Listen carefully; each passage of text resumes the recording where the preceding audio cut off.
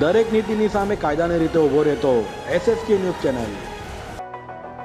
રાજકોટ અગ્નિકાંડની ઘટના બાદ સુરત મનપા દ્વારા સીલ કરાયેલ માર્કેટોને લઈ અનેક લોકોના રોજગાર બંધ થયા છે। સુરતમાં અંદાજે 4000થી વધુ દુકાનો ટેક્સટાઇલ માર્કેટની બંધ છે।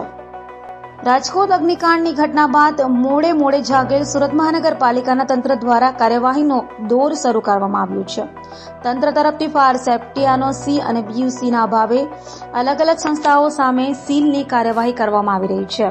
છેલ્લા એક અઠવાડિયા દરમિયાન સુરત મહાનગરપાલિકા દ્વારા અંદાજિત 1000થી પણ વધુ મિલકતોને જરૂરી ડોક્યુમેન્ટ્સના અભાવે સીલ કરવામાં આવી છે। સુરક્ષાની બાબતોને લઈ તંત્રએ કડકાઈ શરૂ કરી છે, પરંતુ તંત્રની આ કડકાઈ સામે સુરત ટેક્સટાઇલ ઉદ્યોગનો વેપાર ખોરવાઈ રહ્યો છે। સુરતના રિંગ રોડ વિસ્તારમાં આવેલી ટેક્સટાઇલ માર્કેટની અંદાજે 4000થી વધુ દુકાનો હાલ સદંતર બંધ પડી છે, જે દુકાનોને તંત્ર દ્વારા ફાયર સેફટીના અભાવે સીલ કરવામાં આવી છે। તંત્ર દ્વારા કરવામાં આવેલી આ કાર્યવાહીના કારણે ધંધો વેપાર તો ઠપ થઈ ગયો છે, પરંતુ તેની સાથે કામદારોની રોજગારી સામે પણ સવાલ ઉભો થયો છે। ટેક્સટાઇલ માર્કેટના વેપારીઓએ જણાવ્યું છે કે હાલ બંધ પડેલી દુકાનોના કારણે પ્રતિ દિવસ અંદાજે 4 થી 5 હજાર કરોડનો વેપાર ઠપ થઈ ગયો છે। દુકાનો બંધ રહેવાના કારણે શ્રમિકો પણ ગામડે જઈ રહ્યા છે। આવી સ્થિતિમાં વેપારીઓની સાથે કામદારો પણ મુશ્કેલીઓમાં મુકાઈ રહ્યા છે, જેથી તંત્ર પાસે એક જ અપેક્ષા છે કે ક્યાંક તો નવી ગાઈડલાઈન જાહેર કરવામાં આવે અથવા તો વેપારીઓને સમય ફાળવવામાં આવે તેવી માંગ કરાઈ છે।